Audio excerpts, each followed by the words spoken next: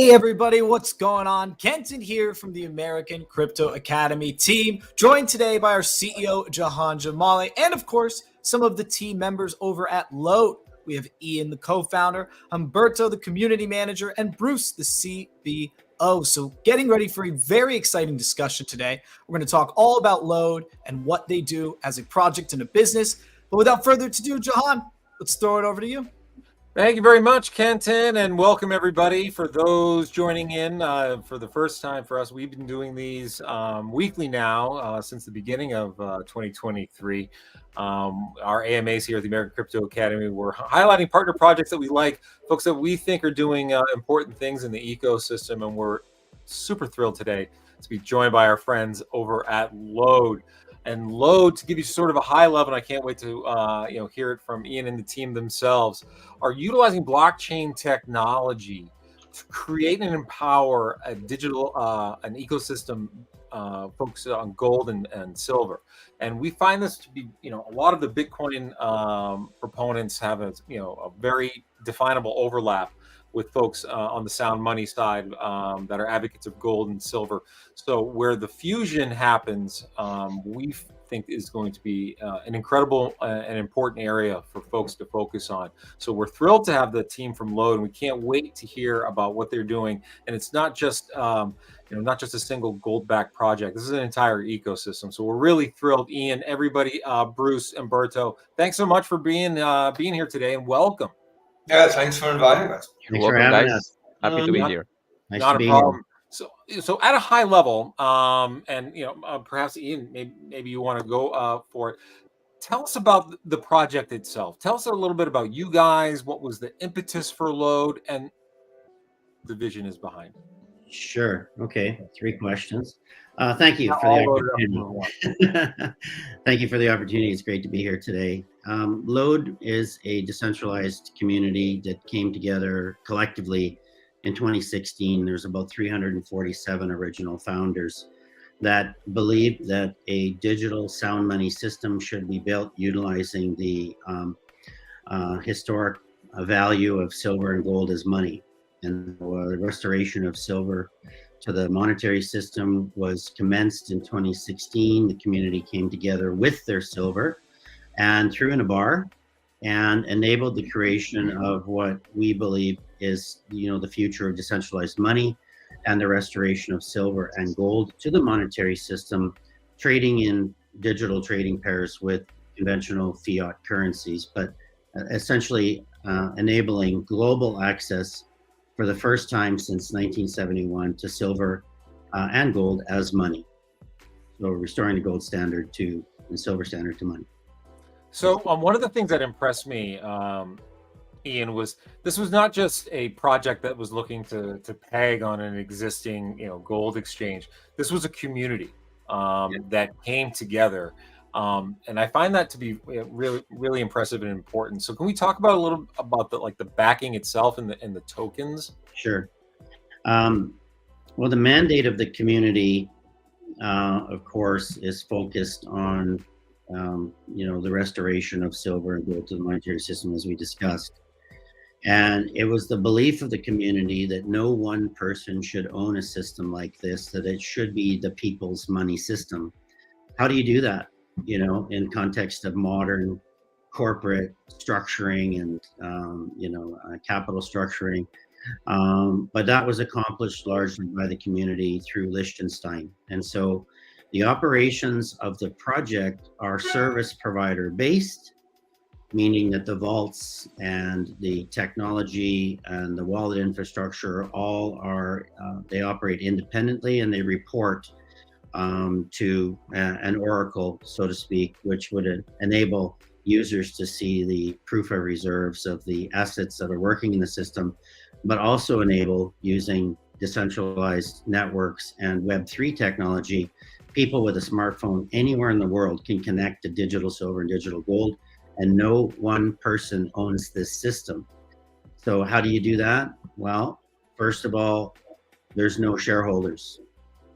And how do you accomplish no shareholders? Well, there are a few living structures left in the world that enable communities to come together collectively and to operate like an entity that has a determined path or a mandate. And so that's what LODE is. LODE has an Anstalt in Liechtenstein, which has no shareholders. It operates with a board of trustees, and it has an operating company, which is like a Swiss association in Switzerland that enables the community to engage with qualified service providers, vaults, producers, mining companies, mints, refiners, et cetera, et cetera, et cetera, in the real world, and enable the creation of digital mediums of exchange, which are called AGX and AOX coins.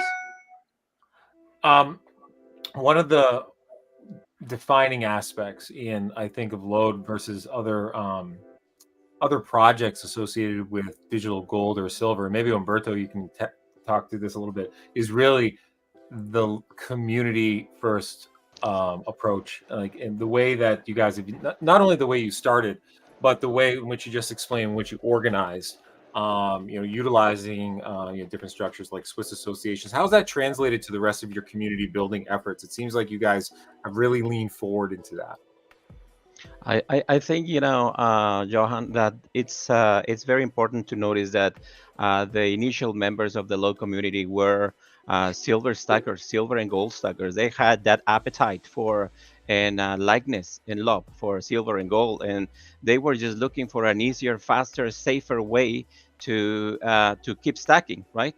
Not only saving some premiums is better or easier to carry, easier to transfer from wallet to wallet, easier to do a lot of things that you cannot do with physical. And so that's one of the initial steps in the formation of a community, having that like-minded set of individuals that will help us. After that, they started to touch into other areas like silver and gold investors, crypto holders, digital asset investors, and started to spread from there. Our effort has been always in channels like Twitter, Telegram. We have a community in Telegram. We have also communities in Discord. We have a number of areas where we touch base, but it all started with the physical asset like-minded people. I mean, that's where really it all starts, right? With you have to get that critical mass of folks that have that shared mission and that shared mandate. If we could get your Twitter and Telegram handles up there so folks can check it out as well as the website, just so our can follow as well. So I have to ask, the crypto Web3 crowd. I hate to generalize, but it's typically a younger crowd, a gaming oriented crowd to a degree. Silver and gold tends to be a more seasoned investor, and building that bridge I always felt was one of the most important things, because I always thought the principles were the same. So how do you guys approach some of the issues of distrust or volatility, or issues that surround sort of like the Web3 space that blockchain has been trying to push back against? But has that been an issue for you guys at all? Well, the rationale behind developing the system the way that it's been designed was that those that have can help those that have not. And so if you imagine that in your mind's eye, that those that have the ability to acquire silver and gold assets, meaning a stacker or an investor, a family office, an institution, a central bank, they have the ability, even a mining company or a processor or mint or refiner could put physical assets in a system like this and enable billions of people that are suffering from inflation globally to gain access to stabilized, affordable, and accessible mediums of exchange that are created from silver and gold. That's really central to the system. And so sort of back to the policies, no one person should own a system like this. This is the thinking, that all people should be able to access it, that the mediums of exchange that are created within the system and the framework of the physical vaults and the digital world should remain decentralized, and that the assets themselves are constructed from something that is universally recognized as valuable, such as silver and gold. And, you know, going back to the reason, silver and gold is the oldest form of money used by mankind. Silver has been used as a currency or money of the people for 5,000 years. And so using modern technology, it's kind of that Uber model, you know, got all these Priuses running around in the streets. Maybe they can go to work and ride share with people. This is the idea behind LODE, is that the LODE token holders benefit from the circulating supply of AGX and AOX coins that are doing transactions. And there are 4 points of revenue, and all 100% of the profit distributions from the circulating supply of digital silver and digital gold are shared with the LODE token holders through the smart contract infrastructure. Yeah, and then also the security of it and the trust side of it is also coming from proof of reserves.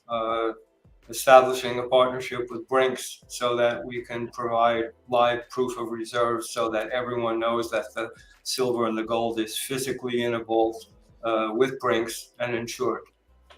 And, you know, for that was Brinks, right? Yes. Yeah. Brinks. For those that might not know, for those that have been around, Brinks obviously is one of the world's largest asset protection firms, security firms. I'm sure you've seen the trucks out there for our audience. And I'm also taking a look at some of the security product that you guys have on the LODE website as well, which to me is, from an investment standpoint, is such a relief to see that infrastructure of verification is already up and running. And I do want to talk about actually, before I talk to the blockchain you guys deployed on, Kenton, did you want to jump in real quick? Yeah, just I wanted to ask a quick question. I think that we're talking about, gold, silver, things that people are pretty familiar with. I think there's a lot of people out there who would agree that this is a really sound way, to actually have a monetary system backed by gold and silver and real assets. That said, has it been easy to find support for this community and for LODE? Do you find a lot of like-minded people? On the user side, yes. There's a lot of enthusiasm from the global community. Millions of stackers would appreciate the use case for efficient distribution of silver and gold as money. I would find it hard to believe that a stacker would not support at least maybe to the 10th percentile point, 10% of their stack could be liquid in a system like this. Stackers typically advocate for only having, the physical, but you can only have so much physical, and having a little bit of an efficient distribution system that enables users to hold their value in silver and gold until the moment they spend it, and to have a real world, real-time price reference on that so they can make a good informed decision is a pretty great idea to make silver liquid again, but using modern technology. And this is really what's at the heart of the system. This is why the community, when they came together, they often used to say, if not now, when? When will silver find its way back into the monetary system? Well, only when a merchant or a user is able to identify the ability to transact and transfer it without having very much domain knowledge around physical. Yep. Secondly, you cannot spend 1 ounce of silver on a loaf of bread. So you need to break it down, and the LODE system takes 1 ounce of silver and breaks it down to 18 digits. So you can make nanogram purchases with silver and hold your value till the moment you buy that jug of milk or those new tires. You hold all your value in your assets. So that's really at the heart of the system, is that ability to make silver and gold liquid, efficient, affordable, and accessible. When I say affordable, if you look at the premiums that are charged by bullion dealers on physical, all of those premiums can be eliminated in LODE with the LODE system. The other thing is that, whilst we advocate and encourage all stackers to hold the majority of their wealth in physical, the physical can become a challenge. It can become a credible threat to the family if it's not stored properly. And so having the option to convert some of that silver into AGX and AUX coins, or to acquire some of your stack in digital silver and digital gold, is a pretty novel idea. I think that, Ian, that explanation right there really hits home to me what makes LODE so important. It's not that digital, Bitcoin or Ether proponents don't see the value in gold, silver, and precious metals. It's the transactability that LODE brings. Yeah. That to me is such a defining feature, which makes it so important. Is and that by default brings the accessibility and the affordability, right? It's that breakdown that I think is so important. And is that some of what you guys look for when you decided to utilize AVAX, Avalanche as the blockchain? I want to talk about that a little bit too, and how that plays into the ecosystem. I'm happy that you brought that up, because I was looking for an opportunity to tell you about the interoperability, or the cross-network or multi-network framework that the LODE community has invested itself in. And this is one of the reasons why this thing has taken so long to stand up, is that infrastructure to accomplish the mandate did not exist. Silver as money, or as a medium of exchange, has to work and act like money, meaning that it has to send and spend in an affordable fashion. The gas cannot exceed the price of the coffee, if you know what I mean, the gas fee to run the network. And the micro amounts of silver, which are less intimidating to a user, having 80 cents or 90 cents or $1 worth of silver, is different than having 0.00000 of 1 ounce of gold, which you cannot, there's no price reference for that. So that's the other thing that the LODE system has really overcome. And then the ability to hold the value, as we discussed, in the asset until you spend it. And so the other thing, getting back to your point, was that it's the belief of the community that silver and gold should be able to trade on any network, as long as the network supports the mandate, which is to instantly settle in an affordable fashion and to be cross-network capable. I think that's so important. So for folks that want to access, so that was probably like for the crypto crowd listening at home, that just probably put on a light for them of, oh man, maybe I can go get LODE on my MetaMask on Avalanche. And yes, you certainly can. Isn't that correct, Ian? So it's available for folks. Actually on 300 wallets. 300 wallets. You guys have your own wallet too, right? Yeah. LODE has its own LODE wallet, and which has some very unique features.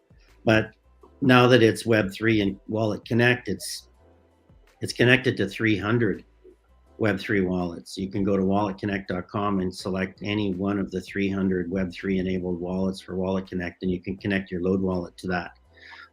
You can also access LODE on 3,000 different decentralized application protocols. So there's access is improving.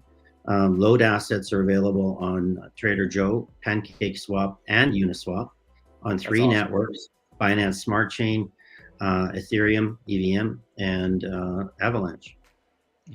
And if I might add, Ryan and Jahon, I added a clip that you can probably share when you have a moment. It's about how to connect with those wallets and import the contracts, because they will need those contracts as well. So they can also get any kind of Q&A or FAQs into the support.lode.one, and you can see a wealth of information that we have in there. That's perfect. And that's some of the other stuff that we like too, Humberto. I'm glad you brought that up. You guys have a real commitment to educating your community, and I really appreciate that. And I think that's really important to have those resources. As we some of those that have been in Web3 for a while sort of take that stuff for granted. So it's great that those resources are available to your community. Excuse me. You guys have some events too coming up this week, right? So I want to give you guys plenty of ample opportunity to talk about it, because there's various benefits to being a LODE token holder and being in the community, and you guys are about to have some of that happen this week. Is that right? Yeah. Bruce, you want to Bruce? take that one? Sure, yeah. We've got an airdrop coming up tomorrow at All right. 1 p.m. Eastern Daylight Time. And basically, for anyone that's holding 30 LODE tokens by November 17th, so it gives them a month to acquire 30 LODE tokens, there's going to be an airdrop for 10 LODE tokens. And then That's awesome. if you hold on to the tokens for 6 months, you get another 10 LODE tokens. So at the end of the day, someone's going to have 50 LODE tokens, and by then, who knows what the price of LODE is going to be, based on growing the community, growing the online marketplace at lodemarkets.com, where people can buy product, services, and pay for it with AGX and AUX. And then, although LODE is on hundreds of wallets, Web3 wallets, in the LODE wallet itself, sometime around Q1, we'll have an all new Visa card program in the wallet. Really? That people can use a Visa card to pay any merchant, any one of 29 million merchants worldwide. Right from LODE? Right from the LODE That's wallet. awesome. That's awesome. And it'll automatically convert. Well, first of all, what it does is it queries your AGX balance. And if you have sufficient balance, we use a decisioning technique at the point of sale to check the LODE balance to see if you have enough to pay for that dinner in the restaurant. And if you do, we pay the restaurant or the merchant in 14 different fiat currencies. And then we automatically pull the AGX out of your account, sell it, and replenish the treasury account. That's awesome. Yep. You guys have completed the loop here, and it's all of this piping that people don't understand when they're trying to, because I've seen other projects try to tackle this, this issue of, utilizing Web3 and blockchain technology to bring easy transactability, seamless transactability, right? Behind the scenes transactability. That's pretty amazing. And you guys, for our listeners, I hope you guys heard about this airdrop coming up as well. So, do your own research, but hopefully this, this conversation that we had here was able to give you guys a lot of background information into what we think is a great project. Yeah, we might want to share the link with everybody that's in the chat, so that they can check out the airdrop. Absolutely. So yeah, we'll get those links shared up on the screen. There's a question here. Is the airdrop info available anywhere online? It'll be announced after the event tomorrow. So feel free to join the 6 event if you can. And then all the information will be dropped to your email address after you register with 6. And by the way, I'm sorry, once someone RSVPs for the event, even if they can't attend the event, they'll be able to log in after the fact and then watch the recording. Yeah. All right, perfect. Yeah, if we can get some of those web links up on the screen for our audience, we'll get those on our social as well. But for those checking and watching right now, we get the links up on there. So tomorrow, tomorrow's the event. Make sure you guys check it out. I think I'm very much looking forward to it, and the Visa connectivity I think is huge. Yeah, we have a Visa card about a year and a half ago, and it just had too many challenges and limitations, whereas the new Visa card would have Apple Pay, Samsung Pay, Google Pay, and a lot more functionality built into the card program. That's awesome. That's very cool. Yeah, that's awesome. I can't wait to get one. I love stuff when they first started having like crypto connectivity with like debit cards. I was like, literally, I wanted to be the first one to have all of them, and now I get to have one with gold. That's pretty cool. Yeah, and what's I think a really, really important feature for all the silver and gold lovers is that you get to keep your silver and gold until the moment you tap your card. So right, sexy. Yeah. That's what it's that seamless. It's like that bridge, Ian. Yeah, hasn't existed in commerce in centuries. Yeah. Yeah, exactly. Well, it's been a long time, hasn't it? Even when the silver certificates and the gold backing of the dollar was around, you know, silver and gold were still not as efficient as they are right now with the LODE system. Right. And we might, is it safe to say we've never really seen it at full efficiency? Now we might. That's right. This is the opportunity to bring silver into the future, basically, putting it into the realm of the internet and allowing people to hold value in it and send it globally, cross borders, without reservation. Peer to peer. Peer to peer. Right? Yeah. Peer to peer gold. Yeah, it's an Napster of gold. Yeah. That's awesome. For migrant farm workers in the U.S. to send $300 home and not pay $60 to send. Right. Or worry about crazy volatility on some other asset with dubious fungibility, right? We've totally broken down layers in this, and we feel that this is a really important milestone in the space, which is why we were so happy to have the LODE team, be on our AMA, and we are thrilled to do what we can to help spread the message and spread education as well around the LODE ecosystem, around a different way of talking about financial literacy in the age of Web3 and in the age of the reemergence of the renaissance of sound money again, which is, I think we're at that cusp. So, from our standpoint, we want to do everything we can to help support LODE and what you're doing, and we're thrilled with the progress you've made, and we want to help spread that initiative as much as we can. And Jahon, if you've got, sorry, go ahead, Humberto. Yeah, Jahon and Ryan, you mentioned earlier something about closing the circle, right? Bringing the whole picture together. And there is one tiny piece that I just wanted to bring forward because it's also innovative. It's also a first worldwide event that is happening, and is the LODE mining initiative. I want to tell you what's going on with that one because as of now, where we get our gold and silver supply is from the bullion dealer market, from the COMEX, from places like that. But what better opportunity we had if we were able to acquire a processing plant in Mexico that could receive minerals from small miners, process them into our very own bullion supply, and put it out to the market at a better price, a better premium. So we are working towards that one, and we are just in the process. Anybody wants to know more about it, feel free to ask me about, and I'll set them up in the right direction. But that certainly is the last piece of the puzzle that can close the system together. That's awesome. Yeah, that's the very last missing piece, which is the ability to produce $1 worth of silver for 90 cents or less.